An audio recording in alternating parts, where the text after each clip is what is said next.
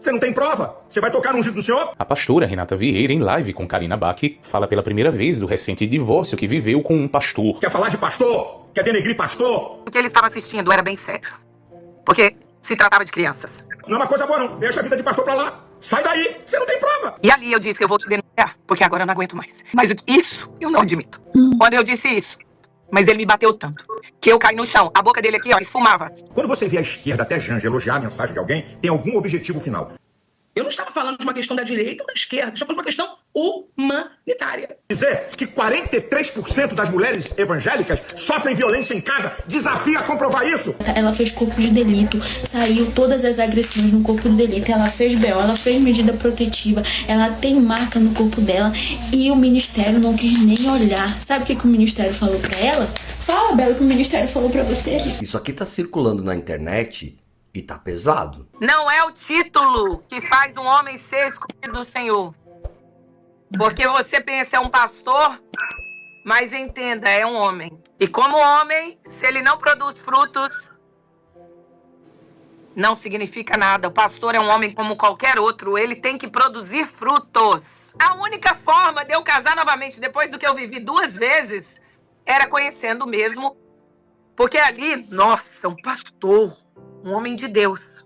Nós nos casamos em 3 meses para não pecar. Aí eu lembro que eu falava assim com ele, mas como assim? Seu pai tem 8 igrejas no Brasil, em Manaus e na Venezuela, em Caracas, em todos os lugares. Por que você não assumiu o legado do seu pai? Eu perguntava para ele. Aí, depois, quando eu fui lá pregar na igreja, me contaram que ele usava droga, que ele pegava as menininhas tudo da igreja, que ele não tinha... A igreja não ia aceitar ele lá, porque sabia, quando você nasce naquele lugar e faz as coisas de errado lá, por isso que ele foi para os Estados Unidos. Então, tipo assim, as coisas foram acontecendo, só que aí, como que eu vou dizer, olha, gente, o primeiro virou o rabino de uma sinagoga, o outro me traiu e me abandonou. Aí agora você casou com um pastor, quais as chances de você ser errada? É a Renata que é errada. Nunca vai ser, porque olha, Karina, eu sou muito brava, sou colérica, sanguínea, mas dominada pelo Espírito Santo. Até que, quando chegou setembro do ano passado, cara, setembro, eu levantei 4h15 da manhã, já estava bem cansada de só eu trabalhar, só eu, ó, pra você ter uma ideia, minha casa totalmente paga, não paga aluguel, não paga mortgage, que é a prestação, né, que a pessoa paga também, tudo pago, o carro dele, eu casei com ele.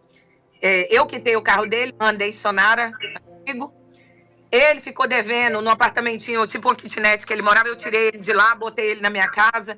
Eu remi ele, não fui ele que foi meu Boaz, eu que fui a Boaza dele, entendeu? Uhum. Mas eu pensei, agora eu vou ter um pastor para me ajudar a cuidar das minhas filhas. Sabe por quê? A religiosidade, olha pra você ver. Eu pensava, quais as chances de eu conhecer alguém no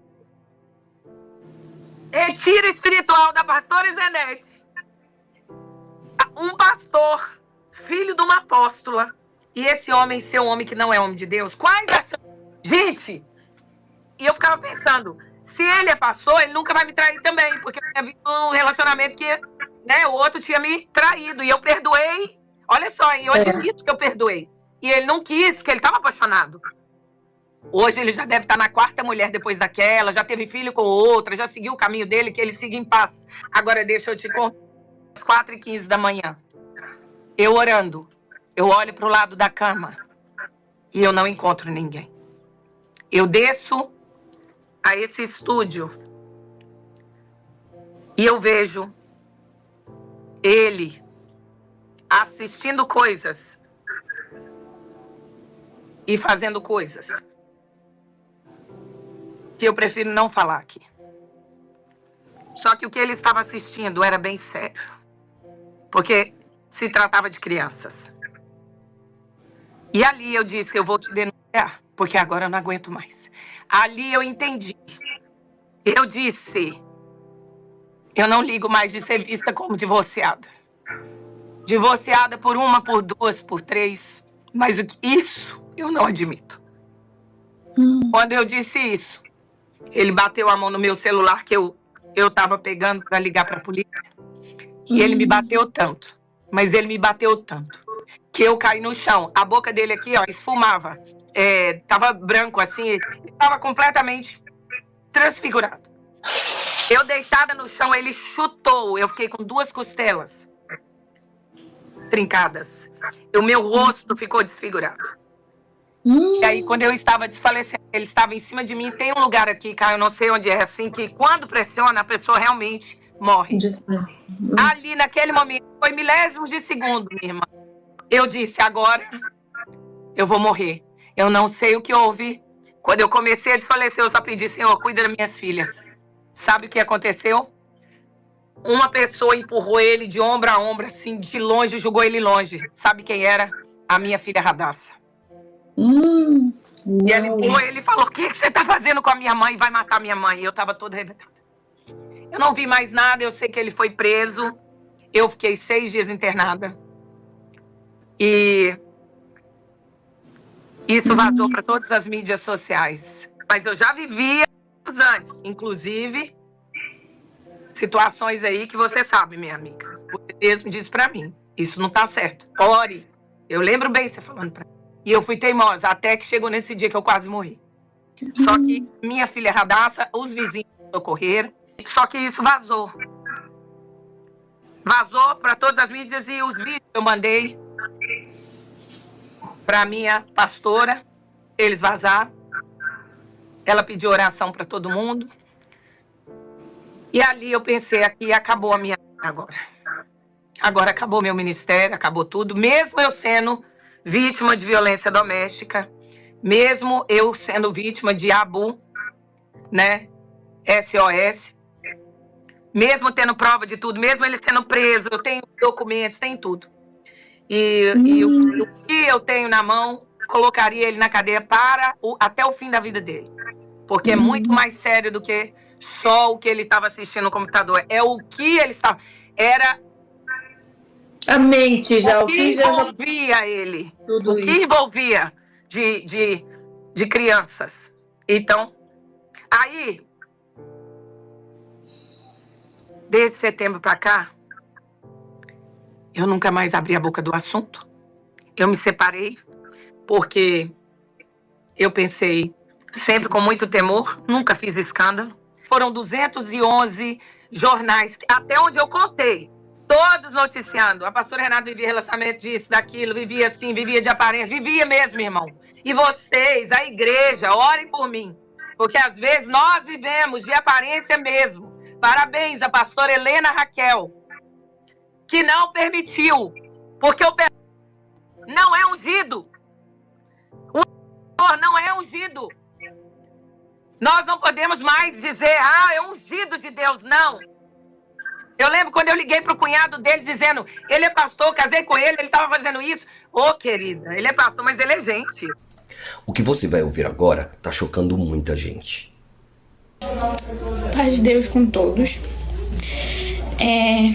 São 10h43 da noite, aqui no estado que a gente mora, no Paraná.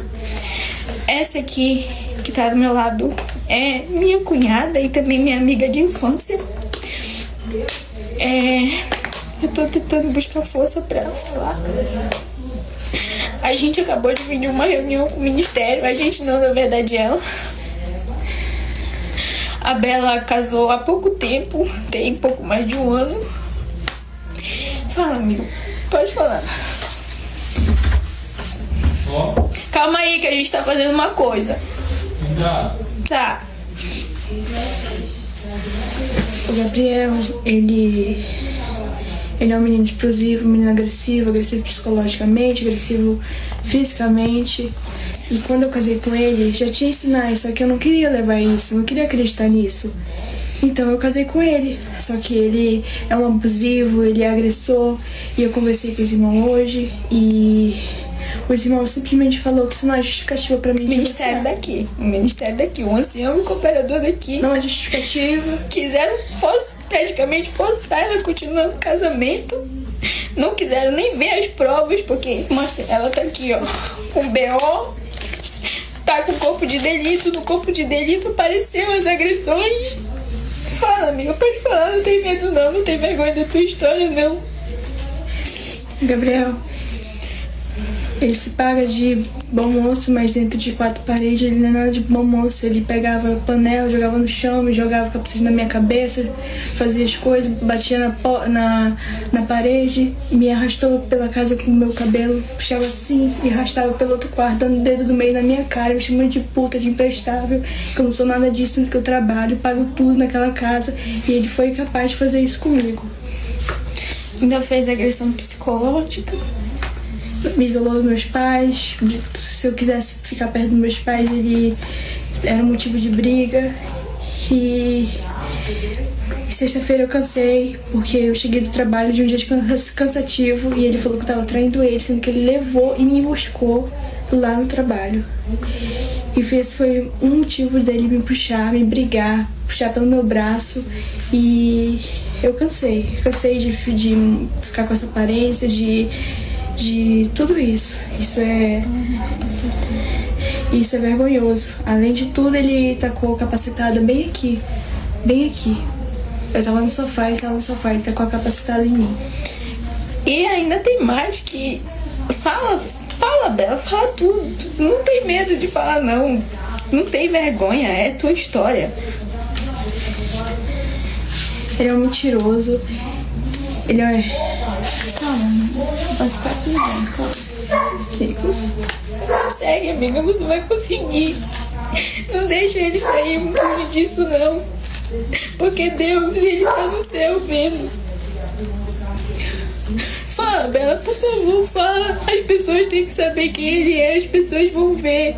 Isso precisa chegar em alguém. Ele não pode, gente. Ele não pode fazer isso. Ele vai fazer isso com outra moça. Ele é quase 10 anos mais velho que ela. Ele já bateu nela na primeira semana de casamento. Primeira semana de casamento, depois da minha lua de mel. Por motivo de brigar com a minha família, ele me empurrou da cama, eu bati meu braço e ficou roxo. Eu tive que usar uma blusinha maiorzinha no dia, porque eu tava com vergonha. Vergonha por quê? Porque era a primeira semana do meu casamento. Como é que eu ia falar isso pro pessoal? Como é que eu ia reagir a isso? Se nem eu tava preparada. Mas eu achei que ia mudar. Ele orou pra Deus, prometeu pra Deus, e não cumpriu nem a promessa que ele fez pra Deus, que nunca mais ia me tocar. E de lá só vem piorando.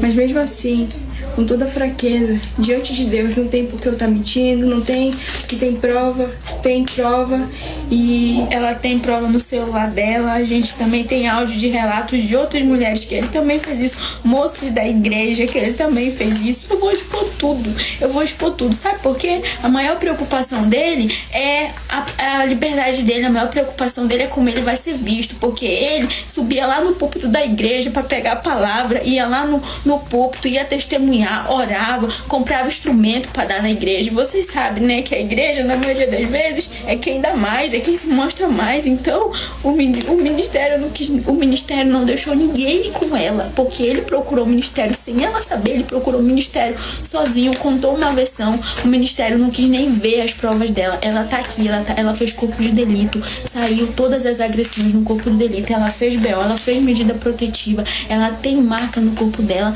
e o ministério não quis nem olhar. Sabe o que o ministério falou pra ela? Fala, Bela, o que o ministério falou pra você. Isso não justifica eu pedir o divórcio. Uma agressão psicológica, física, não tem justificativa pra nada. Não quiseram nem ouvir o lado dela. É só orar que vai ficar tudo bem. Gente, sinceramente, eu tô muito decepcionada, porque a igreja é pra ser um lugar de acolhimento, de ajuda, não é pra ser um lugar de medo, de ocultação. O ministério ainda não deixou ninguém ir com ela foi sozinha. O ministério não pediu pra que ela não falasse pra ninguém. Gente, isso é tão injusto, tão injusto. Imagina só você se guardar. Quando eu conheci a Bela, era só uma menina.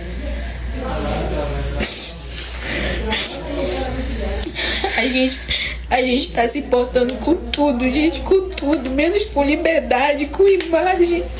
Eu só não acho justo o que ele fez com ela sair impune. Não pode sair impune.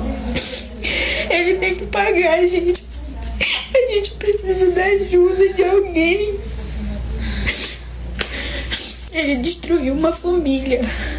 Ele é sujo, ele é manipulador, ele se mostra uma pessoa que ele não é. Mas a gente não vai deixar assim. A gente vai expor tudo. A partir de hoje a gente vai expor tudo, gente. Tudo que ele fez com a Bela, que ele fez com a nossa família. Eu fiquei pensando nisso aqui. Olha isso. Onde afirmou que a igreja evangélica deve aprender com os católicos a abafar escândalos e só falar bem da igreja. O que é um escândalo? É algo que aconteceu entre duas pessoas ou dentro de um ambiente e alguém foi culpado de pegar esse escândalo e propagá-lo. A Igreja Católica tem escândalos, ou não? Sim. Mas cadê os escândalos da Igreja Católica? Os escândalos deles são terríveis. O que a igreja faz? Ela abafa os casos. Ela não dá voz. Não é que ela não trate os casos, ela trata os casos. Os padres sofrem represálias, são retalhados, eles são tirados de um lugar e enviados para outro. Só que eles não é antropófagos. Eles não ficam comendo a carniça. É. Eles tratam aquilo. A igreja evangélica não. Nós somos o único grupo religioso que fazemos isso. Eu te falei agora há pouco. Me mostra um muçulmano indo para a internet falando mal de outro muçulmano. Você não encontra.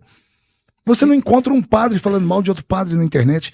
Mas pastores falando de pastores, crentes falando de pastores, músicos. É uma loucura. O nosso meio gospel, ele parece que se alimenta do conflito e se alimenta da polêmica e se alimenta. E isso faz mal a nós mesmos. Mas a partir do momento que tem uma verdade objetiva, quando você vê que está contrário àquela verdade, naturalmente existe esse tipo de antagonismo, não? Eu não entendi a sua. Por exemplo, tem a verdade da palavra objetiva. A verdade do Senhor foi revelada. Nós temos quantas vertentes evangélicas. É natural existir esse tipo de... Não seria natural, porque o catolicismo tem várias vertentes também. O catolicismo não é um catolicismo unificado, são vários, mas você não encontra eles falando mal deles. Nós temos que aprender com eles. São uma igreja de 2000 anos. Eles aprenderam, devem ter passado por tudo, e eles chegaram à seguinte conclusão. Não, perfeito, já começa numa divisão, né? Quando a gente fala mal da gente mesmo, quem perde somos nós. Se você começa a falar mal do seu filho, se você começa a falar mal da sua esposa, se você começa a falar mal do seu pai, daqui a pouco acabou a sua vida. Então, o problema nosso é a futricação, é o buchicho, é a fofoca, é o disse que disse. É o crente viver para falar dos outros. É a velha história do homem que estava vendendo um cavalo. Conhece? Conhece essa? O homem estava vendendo um cavalo, né, no sítio lá no interior de Minas Gerais. Ele tinha um cavalo, então ele foi para a venda e ele estava lá tomando lá uma bebida, e ele começou a falar: meu cavalo é isso, meu cavalo. Ele falou tão bem do cavalo dele, o cavalo dele corria, o cavalo dele era forte, que um fazendeiro que estava lá dentro disse assim: eu compro esse cavalo. Mas esse cavalo não está à venda, senhor. Não, mas eu pago, eu tenho dinheiro, mas eu não quero vender, porque o meu cavalo é perfeito. Não, eu pago. E o homem começou a fazer oferta. Por esse valor, eu não vendo nem o casco do cavalo. Daqui a pouco chegaram no consenso, e o fazendeiro comprou o cavalo por um alto preço. 2 dias depois, o fazendeiro foi naquela mesma venda, encontrou o homem e entrou gritando: você mentiu para mim. Aquele cavalo é assim, aquele cavalo não corre, aquele cavalo tem uma barrigueira, aquele cavalo... Depois que ele falou 5 coisas, o mineiro falou assim para ele: se o senhor continuar falando assim, ninguém vai querer comprar seu cavalo, viu? Moral da história: se você não cuidar daquilo que é seu, se você não falar bem daquilo que é a sua esfera, o seu métier de vida, a sua fé, quem vai acreditar em você? Se nós falamos mal da própria igreja. É. Mas não seria também porque as pessoas esperam algo ruim de alguém, de um meio secular, mas não de quem é cristão, e aí quando vê algo de alguém que é cristão, fica mais decepcionado do que uma pessoa que não é? Mas é nessa hora que, se a pessoa for cristã de verdade, ela vai ler a Bíblia e vai ver que quando isso acontece, a primeira coisa que ela tem que fazer é orar pela pessoa. É. E que somos falhos, né? A repreensão para aquela pessoa, pessoalmente, é em último grau. Expor a pessoa publicamente é o último dos recursos. Primeiro você ora por ela, depois você chama uma testemunha, vai e fala com ela. Se ela não te ouvir, chama uma testemunha, vai e fala com ela. Então existe um processo, é ensinamento bíblico. Mas nós temos vivido nesse tempo uma série de escândalos, né? Nós acabamos de ver na Globo.com, pastores renomados, com igrejas gigantescas sendo presos. Sim. Então, isso daí também não pode ser silenciado, porque o que é crime deve ser tratado como crime, o que é pecado como pecado. Sim, mas isso quem tem que tratar? O senhor é pastor dele? Não. O senhor é juiz dele? Perfeito, mas... Não, o juiz já não tomou a situação. Mas já. essa não é Agora, a questão. porque os crentes ficam falando 24 horas sobre isso, fazendo vídeos. Olha o que esse pastor fez. Veja o que está acontecendo. Primeiro que ele não é um pastor, ele é um falso pastor. Não fale isso. Não fale isso. A partir do momento... Deixa eu te dar uma palavra como pastor agora. Perfeito. São seres humanos. Eu concordo. Todo ser humano concordo é falho. Plenamente. Todo ser humano erra, todo ser humano fracassa na vida, todo ser humano escorrega, cai, todo ser humano bate com a boca no pó. Só vai entender de misericórdia quem um dia precisou dela. Uhum. Concordo plenamente. Vamos orar pela vida dele. Oxalá que agora, depois disso que ele passou, Deus o levante, Deus cure ele, trate ele por dentro. Uhum. Agora, não vamos chamar de falso pastor. Você não pode invalidar uma vida inteira de uma pessoa por causa de um ato falho aqui. Isso é desumano. Já temos o diabo para fazer isso. Nós não podemos fazer isso. A pessoa faz 99 coisas boas. Essa é a questão do evangélico. Olha, você tocou num ponto crucial. Faça 99 coisas boas em uma igreja e vão te chamar de santo. Não, isso daí é fato. Depois, faça uma única coisa errada. E as pessoas vão dizer, você não presta, você não vale nada, Mas isso não é você só perde dentro tudo. da igreja, isso daí é a vivência em sociedade. Mas né? nós estamos falando aqui, estamos falando da igreja, estamos falando de religiões. Sim. Eu citei catolicismo, eu citei outras, e vocês não puderam me refutar, porque de fato essas igrejas não trabalham se batendo. Sim. Mas a alma do crente precisa ser curada, entendeu? Eu prego há 32 anos. Eu prego nos maiores eventos do Brasil. Eu estou indo agora para Camboriú, Santa Catarina, que é o maior evento pentecostal do mundo.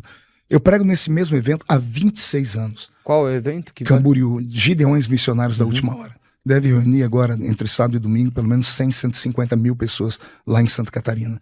Eu prego nesse evento há 26 anos. Eu era garoto quando eu comecei a pregar. Neste mesmo evento já pregaram os maiores pregadores do Brasil. Pregadores, cantores.